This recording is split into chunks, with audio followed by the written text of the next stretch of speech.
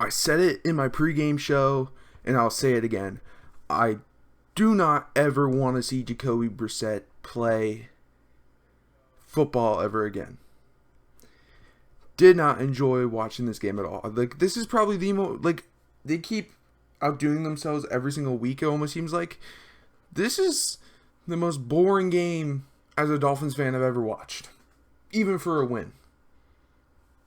Like, it doesn't even matter that we won in my head. By the way, Bills fans, you suck. The Bills suck. We had a better performance than the Jags than you guys did. They beat y'all 9-6. The Bills completely suck. I'm going to talk my shit. I'm going to talk a little bit of shit and, there you go. The Bills suck. It doesn't matter how you beat us or anything like that. We had a better performance against the worst team in the NFL than y'all did. Okay? Alright. That's out the door. Now, the Miami Dolphins beat the Houston Texans 17-9.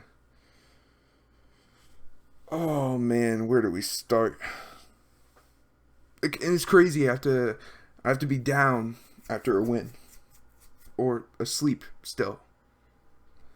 9 turnovers. The Dolphins should have had 9 turnovers. Then I would have been happy. But of course, like I said before the game in the preview, Tua might not play. I would have no faith in Jacoby Brissett. He got the win, but he's not the reason we won the game. Defense performs the way that they did in all the other games with him at quarterback, they would have lost this game. Just saying. So, we're going to start off with the Texans stats. Go through the stats. Tyrod Taylor started for them, which I think we did really well against on defense. Defense was the most exciting part of the game. I'm finding myself, I always love offense. I love offense. But the Dolphins make me love watching defense. So, Tyrod Taylor, 24-43, 237 yards, 0 touchdowns, and 3 interceptions. Great job by the Miami Dolphins defense not laying up 1 touchdown, even though our offense put them in many terrible places. 0 touchdowns, 3 interceptions. Good job defense. Locking down receivers. When Tyrod Taylor would make those stupid throws, you actually capitalized on them. And then also, you had the fumble recovery to actually help us win. So, Phillip Lindsay, you shut down the run game too. 8 carries, 28 yards. They couldn't even run it because they were down half the time. So, that was amazing. Brandon Cooks was their leading receiver. 6 receptions, 54 yards. Danny Amendola, shout out to him, former Dolphin for a year. 3 receptions, 49 yards. Conley, 2 receptions, 38 yards. So yeah, that was the Texans stats. Defensively, we did really well stopping them. They did everything that I wanted them to do on defense. But we'll talk about defensive stats for Miami. But first, we gotta get to the offense. Jacoby Brissett. I never want to watch you ever again. Please, Dolphins, do not let Jacoby Brissett hit the field ever again. I hate watching him. I used to be a little bit excited for backup quarterbacks. I loved when Matt Moore used to play. Matt Moore was my guy. Jacoby Brissett, 26 of 43, 244, a touchdown, and 2 interceptions. Stupid interceptions. Maybe one of them wasn't really on him. He still had interceptions.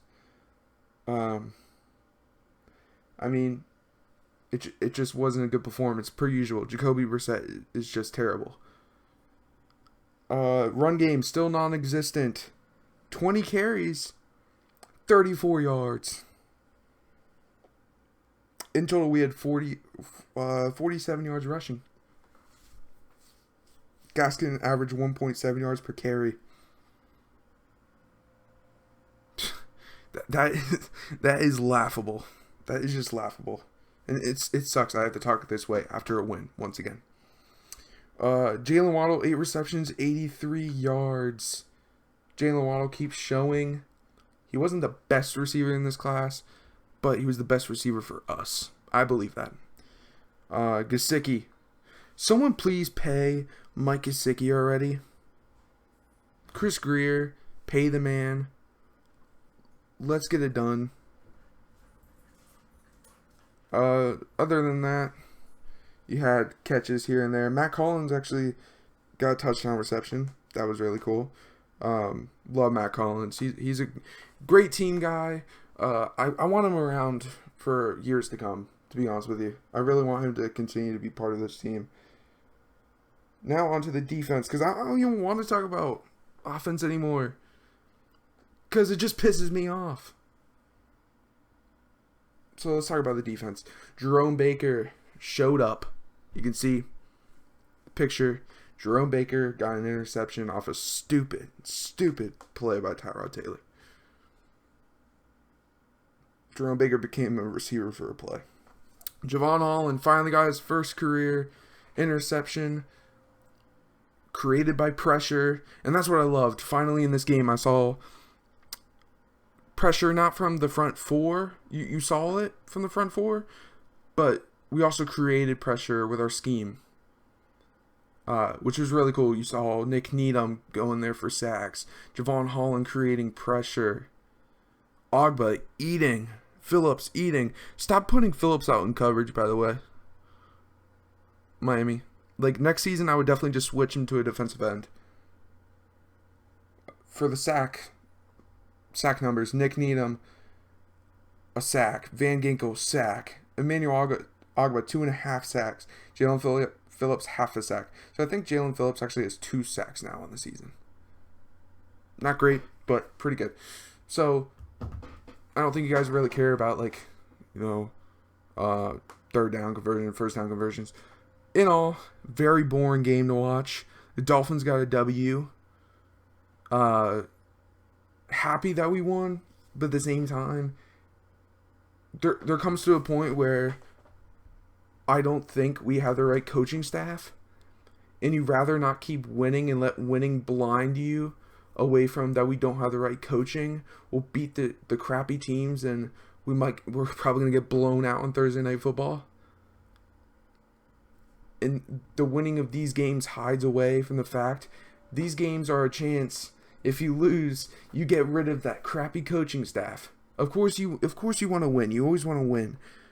But at the same time, I'm sitting there, I'm like, this ain't it. This is not the Dolphins team I like. This is not them. I didn't even celebrate at the end of the game. I'd be surprised if any of you fans actually celebrated at the end of this game. Of course, it was great to win, but at the same time, I almost feel like losing for so long, you become numb and you don't expect to win. You're just like, what is this? What is this feeling? I don't know what winning is. Been a Dolphins fan, but you start the streak now. Here it is. I did say that we're probably getting blown out, but optimism could take over for me in the next few weeks. Hopefully, Tua comes back. Please, Tua. Please, please, please, Tua. Be ready for the Ravens this week. If we can beat the Ravens, that would be great. Pretty sure they've beaten the Ravens. I'm not completely sure. Beat the Vikings. Let me check real quick. This is live. No cuts. Baltimore Ravens. Yes. They beat the Vikings. They came out of a close loss to a pretty crappy team. So they're going to be coming for vengeance this week. They're going to want to beat up on somebody, and that's never good for Miami. But let's show out Tua. Maybe actually go sign OBJ this week. Bring him in and say, yo, we're playing Baltimore. You're our number 1 receiver. Let's ride. Maybe Fuller returns this week. You won't have Parker for another 2 weeks, but start the streak now. Tomorrow I'm going to be coming out with a rest of the season prediction video. You'll see how I think the rest of the season is going to go, barring there's no injury setbacks with Tua. Let me tell you, this morning when I saw that he was injured, not too happy. But I kind of saw it coming. I didn't see a lot of channels. They kind of make their prediction videos way too early before they actually know the injury report. So, this week, I think I'm going to come out with the prediction video Tuesday or Wednesday. Probably more. It will probably be Wednesday. I do have work on Tuesday, and then I'll be off Wednesday to make that video for you guys. So, thank you guys so much for watching. Thank you so much for the support in the last few videos. I love all you guys. Road to 150 subscribers. I know we're going to get there by the end of the season. Let's ride Miami. I'll see you guys in the next upload. Have a good night, y'all.